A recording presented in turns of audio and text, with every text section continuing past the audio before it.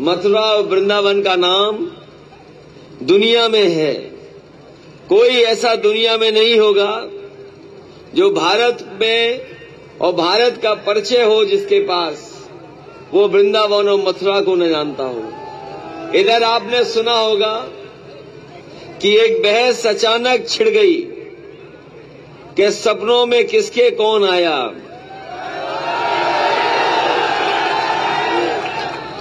एक बार पत्रकारों ने कई बार मुझसे पूछा कि सपनों में क्या आया। मैं उन्हें बताना चाहता हूं कि इस बार सपनों में भगवान कृष्ण आए और बता के चले गए कि इस बार समाजवादी पार्टी और आरएलडी की सरकार बनने जा रही है और इस सरकार को कोई नहीं रोक सकता।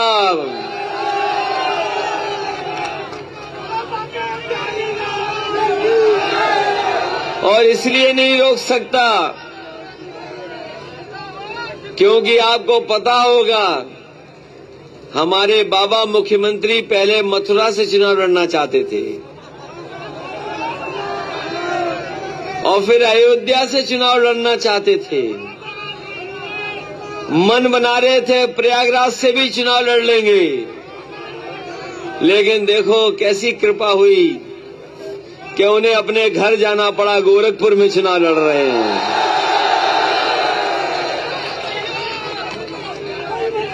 अभी तो जनता ने वोट नहीं डाला है और जिस समय वोट पड़ेगा वो गोरखपुर से लखनऊ नहीं आ पाएंगे, गोरखपुर में ही रह जाएंगे।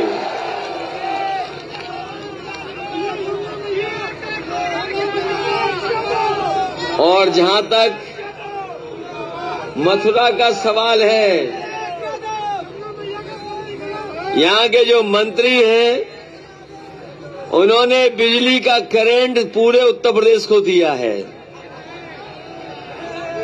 बताओ, बिजली का बिल आता है तब करंट लगता है कि नहीं लगता है? यहां के बिजली मंत्री ने न केवल मथुरा और वृंदावन को बिजली का करंट दिया है बल्कि पूरे उत्तर प्रदेश को बिजली का करंट दिया है। इतने महंगी है बिजली के बिल कहीं नहीं आ रहे होंगे और इतना बिजली का बिल आ रहा है कि अब जनता के अंदर इतना गुस्सा है कि भारतीय जनता पार्टी का ट्रांसफार्मर अब जनता के गुस्से को नहीं संभाल सकता। बताओ, इस आक्रोश को कैसे संभालेंगे ये लोग? इस बार ये आक्रोश और गुस्सा भारतीय जनता पार्टी का ट्रांसफार्मर को उड़ा देगा। और जब से समाजवादियों ने कहा कि 300 यूनिट फ्री बिजली होगी, मथुरा के लोगों को मैं कहना चाहता हूं, मथुरा वृंदावन के लोगों को मैं कहना चाहता हूं, बहुत बिजली का बिल दिया आपने, बहुत बिल दिया बिजली का आपने। इस बार समाजवादियों ने तय किया है कि गठबंधन की सरकार बनेगी तो 300 यूनिट घरेलू बिजली फ्री होगी, आपके लिए बिल नहीं आएगा।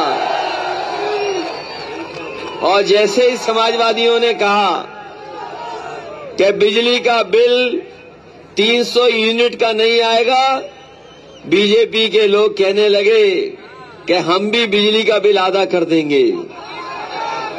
बताओ, कौन भरोसा करेगा इन पर? और अगर ये बिजली का बिल आधा करना चाहते हैं तो जनता को 4.5 साल जो पैसा वसूला है वो भी वापस कर दो।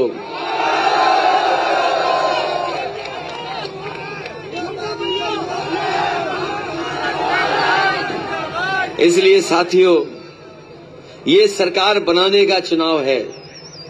सरकार बनेगी इससे, लेकिन जहां तक सरकार बनाने का चुनाव है वहीं हमें लोकतंत्र बचाने का भी चुनाव है। और ये चुनाव इसलिए भी हो रहा है कि संविधान बचेगा कि नहीं बचेगा।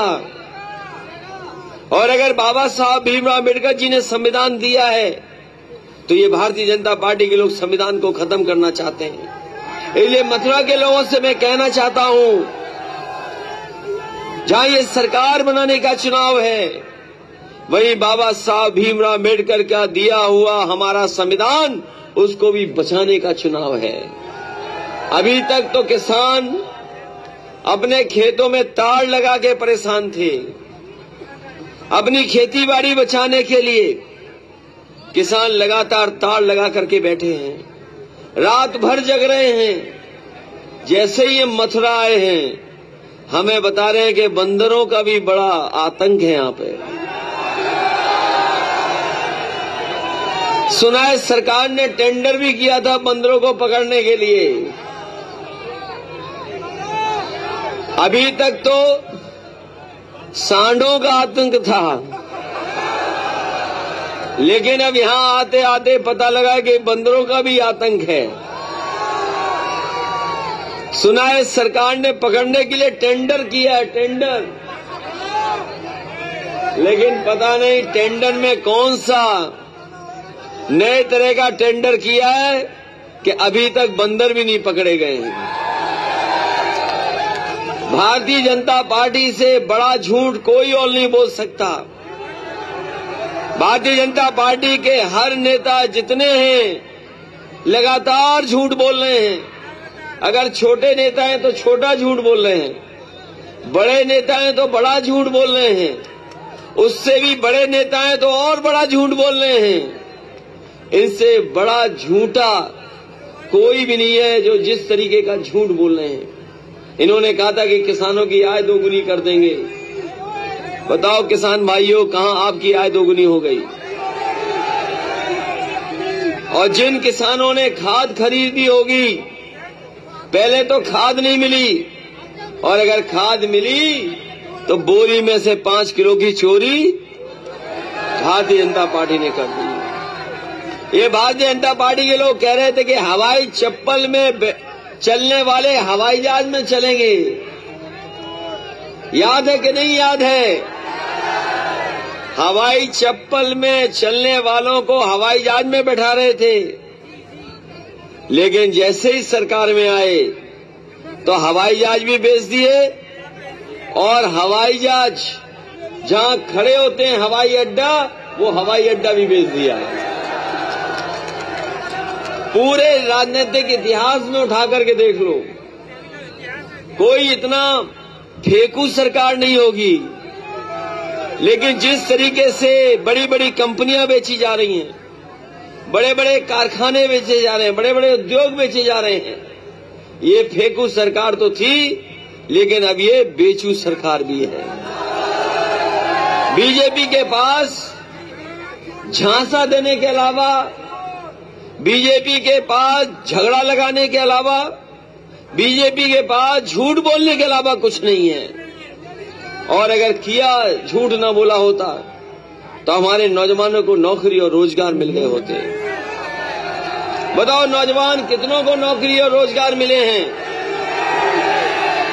ये हमारे तख्ती लिए खड़े हैं नौजवान शिक्षा मित्र वाले, इनकी कभी मदद हम लोगों ने की थी, लेकिन इनके साथ भी अगर किसी ने धोखा किया है तो हमारे बाबा मुख्यमंत्री ने धोखा किया, भारतीय जनता पार्टी के लोगों ने धोखा दिया। ये बीएटीटी वाले कितने दिनों से लगातार संघर्ष कर रहे हैं, लाखों लाख नौकरियां खाली हैं, लेकिन ये सरकार न परीक्षा करवा पा रही है और न ही परीक्षा के पेपरों को बचा पा रही है। अगर परीक्षा होती है तो परीक्षा रद्द हो जाती है, और परीक्षा रद्द करने के लिए क्वेश्चन पेपर लीक हो जाता है। अभी तक जितनी भी भर्तियां निकली हैं, या परीक्षा रद्द हुई है या परीक्षा लीक हुई है। हम आपको नौजवानों को भरोसा दिला के जा रहे हैं कि जिस तरीके से बेरोजगारी है, नौकरी नहीं है, सरकार के जितने भी रिक्त पद होंगे सबसे पहले उन्हें भरने का काम करेंगे, जिससे हमारे लाखों लाख नौजवानों को नौकरी मिल जाए। ये शिक्षा मित्र वाले हों, बीएड वाले हों, बीपीएड वाले हों, टीटी वाले हों, लाखों लाख हैं जो आंदोलन किए। मैं इनकी भी मदद करने का काम करूंगा जब आरएलडी और समाजवादी पार्टी की सरकार बनेगी। वैसे तो हमारे बाबा मुख्यमंत्री जी लैपटॉप नहीं चला पाते, और सुनने में आया है कि जब से उन्होंने नया अकाउंट खोला है तो स्मार्टफोन चलाना सीख रहे हैं। न स्मार्टफोन चला पाए हैं, न लैपटॉप चला पाए हैं, और 4.5 साल से न जाने कौन सी टैबलेट दे रहे हैं। बताओ मथुरा के लोगों, किसी को टैबलेट मिली है कि नहीं मिली है? किसी को लैपटॉप मिला है कि नहीं मिला है? किसी को स्मार्टफोन मिला है कि नहीं मिला है? और इसलिए नहीं दिया क्योंकि बाबा मुख्यमंत्री खुद लैपटॉप चलाना नहीं जानते।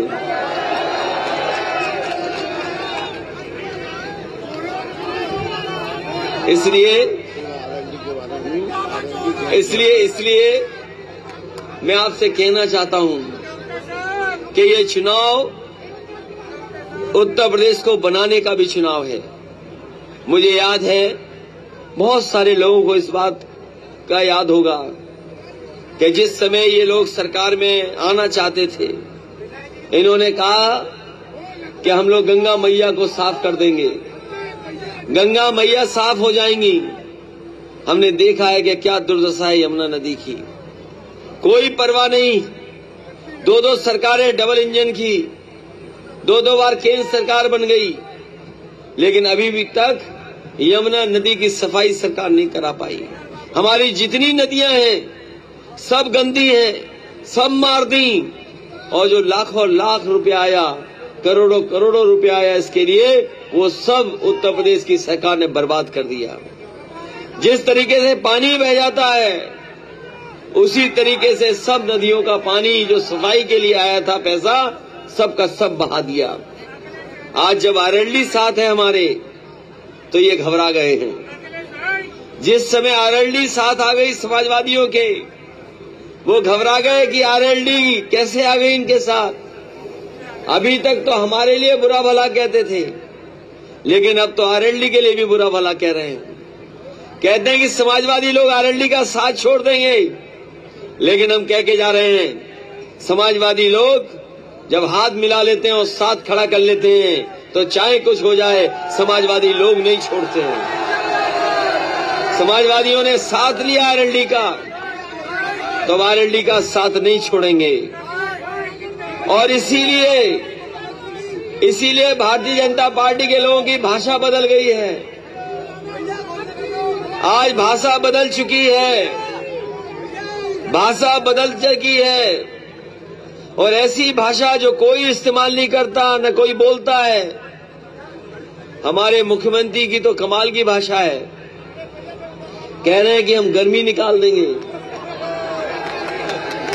पता नहीं उन्हें क्यों गर्मी लगने लगी सर्दी में, और पता नहीं क्यों सर्दी में पसीने आ रहे उनको।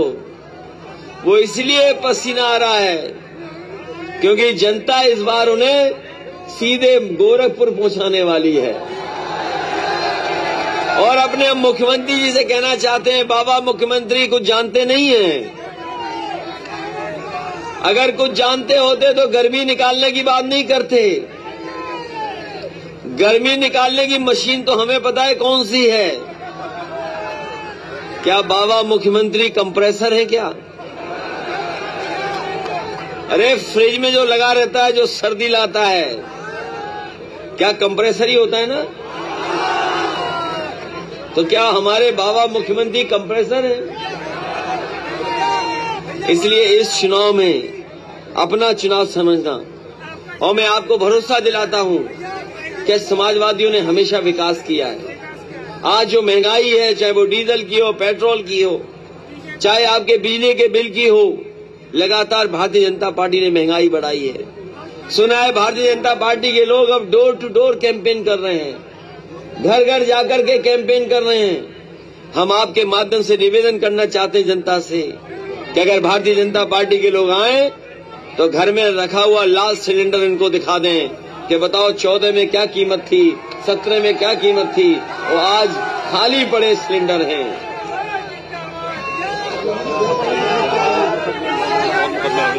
इसलिए मैं कहना चाहता हूं, हमारे समाजवादी पार्टी के देवेंद्र अग्रवाल जी हैं प्रत्याशी।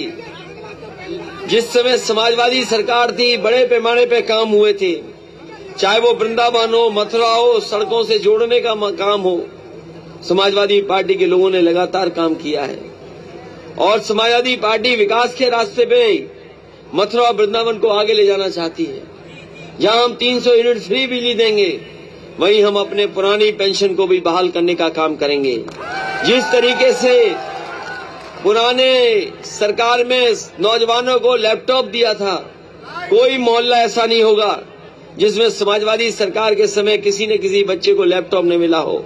समाजवादी पार्टी ने लैपटॉप बांट के दिखा दिया था। समाजवादी लोगों ने एम्बुलेंस चलाई थी। जिस समय कोरोना आया और तकलीफ परेशानी में लोग थे, लोग जाकर के दवाई का इंतजाम कर रहे थे, बिस्तर ढूंढ रहे थे, लेकिन ये सरकार इलाज नहीं करा पाई। इस सरकार को ऑक्सीजन का इंतजाम करना था, लेकिन हमारे गरीबों को ये ऑक्सीजन नहीं दे पाए, जिसकी वजह से न जाने कितने लोगों की जान चली गई। अगर कोई दोषी है कोरोना के समय पर लोगों को दवाई न दे पाने के लिए, बिस्तर न दे पाने के लिए, तो वो भारतीय जनता पार्टी है। और जिस तरीके से मजदूर घर लौटे थे, कोई कल्पना नहीं कर सकता है। हजार हजार किलोमीटर चल करके मजदूर अपने घर पहुंचे थे। तमाम मजदूरों को इन्होंने ऐसे ही छोड़ दिया, कोई मदद नहीं की। जिस समय सरकार को मदद करनी थी मजदूर भाइयों की, उस समय मजदूरों को अनाज छोड़ने का काम अगर किसी ने किया था तो भारतीय जनता पार्टी ने। हम जानते हैं बहुत सारे मजदूर अपने घर पैदल चल करके पहुंचे थे और कई लोग अपने घर नहीं पहुंच पाए थे, बीच में ही जान चली गई। अगर किसी ने मदद की थी, जिन मजदूरों की जान गई उन परिवारों की, तो समाजवादी पार्टी के लोगों ने उनके परिवारों की मदद करने का काम किया था। और अभी आपने देखा होगा जो किसानों पे आंदोलन चला, किसानों के साथ अन्याय हुआ, पहले भारतीय जनता पार्टी कानून लेकर के आई, कानून लागू कर देना चाहती थी, कर दिए लागू। किसानों ने परवाह नहीं की, आंदोलन के लिए खड़े हो गए, सरकार के सामने झुके नहीं, उन्होंने कीलें लगा दी, बोर्डर लगा दिए, लेकिन हमारे किसान झुके नहीं। सरकार को किसानों ने झुकाने का काम किया और तीनों के तीन कानून वापस हो गए। 700 किसान शहीद हुए हैं, हमारे 700 किसान शहीद हुए। वो अन्नदाता शहीद हुए जिन्होंने हमारा पेट भरा, कपड़े दिए, वो किसान शहीद हो गए।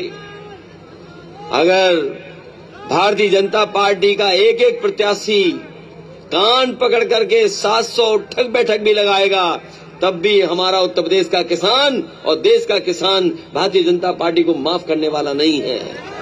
इस बार किसान अपने मान सम्मान को बचाने के लिए भारतीय जनता पार्टी के खिलाफ खड़ा है। पहले चरण का प्रचार मैं करके आ रहा हूं। हम और जयंत चौधरी जी मुजफ्फरनगर, मेरठ, हापुड़, बुलंदशहर, आपके हर जिले में होकर के आए। कल आगरा में कार्यक्रम किए, अभी माट में कार्यक्रम किया। इतना ऐतिहासिक समर्थन कभी नहीं मिला होगा जितना गठबंधन को इस बार ऐतिहासिक समर्थन मिल रहा है। इसलिए मैं आपसे कहना चाहता हूं कि बहुत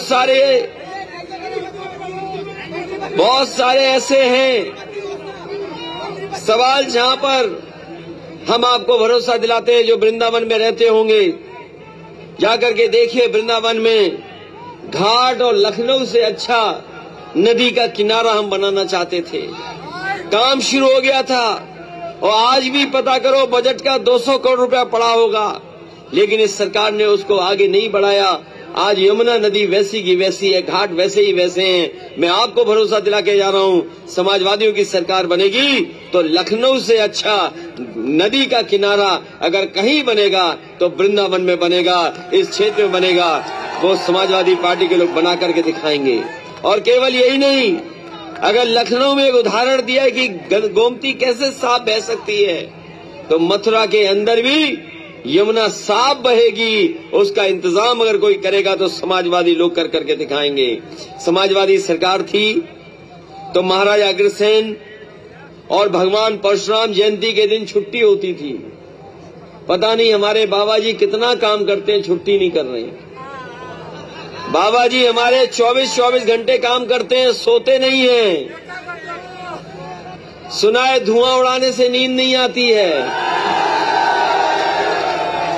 24 घंटे काम करते हैं इसीलिए इतनी बेरोजगारी है। 24 घंटे काम करते हैं इसीलिए महंगाई है। 24 घंटे काम करते हैं इसीलिए उत्तर प्रदेश की पुलिस का भी कबाड़ा हो गया। जब 100 नंबर था तो पुलिस ठीक थी, और जब से 112 हो गया पुलिस के भी 12 बजा दिए इन्होंने। इसलिए मैं कहना चाहता हूं, ये 24 घंटा काम करने वाले मुख्यमंत्री जी ने जो छुट्टियां छीनी हैं, अग्रवाल समाज के लोग हमेशा चाहते थे कि महाराजा अग्रसेन जयंती के दिन छुट्टी हो, तो समाजवादी सरकार बनने के बाद महाराजा अग्रसेन की जयंती के दिन छुट्टी होगी, और भगवान परशुराम जयंती जिस दिन होगी उस दिन भी छुट्टी होगी। उनके सम्मान में छुट्टी करने काम करेंगे। और विश्वकर्मा समाज को भी छुट्टी दी थी, वो भी छुट्टी करने का काम होगा। वृंदावन को A ग्रेड की नगर पालिका बनाने का काम करेंगे। व्यापारियों को कभी भी परेशानी नहीं उठानी पड़ेगी। जिस तरीके से नेताजी ने 3/7 चुंगी को खत्म किया था, अगर कोई भी सहूलियत देनी पड़ेगी तो व्यापारियों के लिए सुरक्षा देने का काम करेंगे। और साथ ही साथ अभी 100 नंबर 112 जो हो गया है, उसकी गाड़ियां बहुत बड़ी संख्या में थी। इस सरकार ने कोई नई गाड़ी नहीं खरीदी। अगर सुरक्षा व्यवस्था के लिए हमें गाड़ियां बढ़ानी पड़ी, हमारे अपने व्यापारियों के लिए 100 नंबर में 112 में अगर कोई नई व्यवस्था करनी पड़ी अपनी बहन बेटियों की सुरक्षा के लिए और व्यापारियों की सुरक्षा के लिए, तो अलग से उनके लिए गाड़ी देने का काम भी समाजवादी सरकार में होगा। सुना है बंदरों का बहुत आतंक है। जहां बंदरों का आतंक है, सांडों का भी आतंक है। और मथुरा और वृंदावन को धार्मिक नगरी के साथ साथ इस शहर में अंतर्राष्ट्रीय लोग आते हैं, दुनिया के तमाम कोने कोने से लोग आते हैं। इन सरकार के लोगों ने कोई काम नहीं किया। जो समाजवादी लोग काम कर रहे थे उस काम को भी खराब कर दिया। आप गोवर्धन में अगर परिक्रमा किसी ने बनाई तो समाजवादियों ने बनाई। बरसाने में रोपवे बन रहा था तो समाजवादियों ने बनाई। वृंदावन में मंदिरों के सामने से नाला बहता था, सड़क चौड़ी करा करके साइकिल ट्रैक बना करके और तारों को अंदर करने का काम शुरू हुआ था समाजवादियों की सरकार में। हम आपको भरोसा दिलाते हैं, दुनिया में जिस तरीके से बड़े बड़े शहर अच्छे बने हैं, उसी तरह से वृंदावन और मथुरा को भी सुंदर और अच्छा बनाने का काम समाजवादियों में होगा। और वर्ल्ड क्लास इंफ्रास्ट्रक्चर अगर देना पड़ेगा तो वृंदावन को भी वर्ल्ड क्लास इंफ्रास्ट्रक्चर देने का काम हम समाजवादी लोग करेंगे। और इसलिए वृंदावन को अच्छा बनाएंगे क्योंकि भगवान श्री कृष्ण सपनों में आके कह गए हैं कि वृंदावन का अगली बार समाजवादी सरकार में बहुत ध्यान रखना।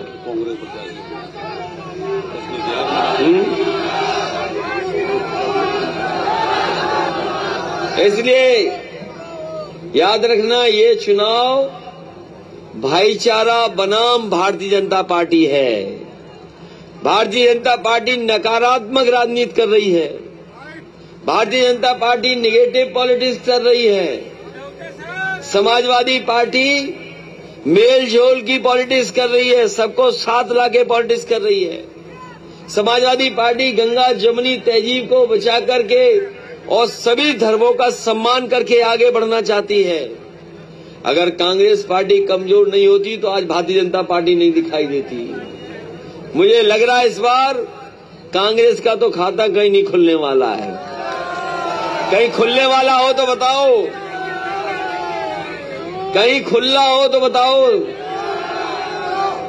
और समाजवादी लोग और गठबंधन के लोग इस बार भारतीय जनता पार्टी का उत्तर प्रदेश से सफाया करने का काम करेंगे। अभी मैं अलीगढ़ होकर के आया हूं। अलीगढ़ के लोगों से मैंने कहा कोई ताला ऐसा बनाओ कि भारतीय जनता पार्टी के दरवाजे में ताला लगा दें और चाबी फेंक दें कि दोबारा भारतीय जनता पार्टी दिखाई न दे। इसलिए एक बार फिर मैं आप सबका धन्यवाद देता हूं, ऐतिहासिक स्वागत के लिए बधाई देता हूं। मथुरा में मुझे उम्मीद से ज्यादा आपने समर्थन दिया। बड़ी संख्या में लोग पार्टी में शामिल होना चाहते हैं। अभिषेक राजपूत, ठाकुर पवन सिंह जी, जाकिर हुसैन हैं, राजा अली साहब हैं, वकार अहमद साहब हैं, इनके साथ हजारों हजार लोग समाजवादी पार्टी में आज समर्थन और सहयोग दे रहे हैं। मैं इन सबका धन्यवाद और बधाई देता हूं। साथ ही साथ अपने नेता जो मंच पर हैं उनका भी धन्यवाद देता हूं। आरएलडी के कार्यकर्ता हमें दिखाई दे रहे हैं, उनका विशेष धन्यवाद। इतनी बड़ी माला लेकर के आए हो, ये तो यहाँ तक पहुंच ही नहीं पाएगी, इसलिए मैं कहूंगा आपने दिखा दी माला, हमने स्वीकार कर ली माला। मैं एक बार फिर अपने सभी साथियों से निवेदन कर रहा हूं, ये सरकार बनाने का चुनाव है। बताओ सरकार बनाओगे कि नहीं बनाओगे? बताओ महंगा डीजल पेट्रोल महंगा हो गया कि नहीं हो गया? सिलेंडर महंगा है कि नहीं है? नौकरियां छीनी है कि नहीं छीनी? बिजली के बिल महंगे हैं कि नहीं है? सड़कों पे सांड है कि नहीं है? बंदरों का आतंक है कि नहीं है? तो साइकिल की बटन दबाओगे कि नहीं दबाओगे? और साइकिल ऐसी है जिसको न पेट्रोल की जरूरत है न डीजल की जरूरत है। बहुत बहुत धन्यवाद। मदद करेंगे, टीटी वालों मदद करेंगे, शिक्षा में तो मदद होगी आपकी। बहुत बहुत धन्यवाद आप सबका।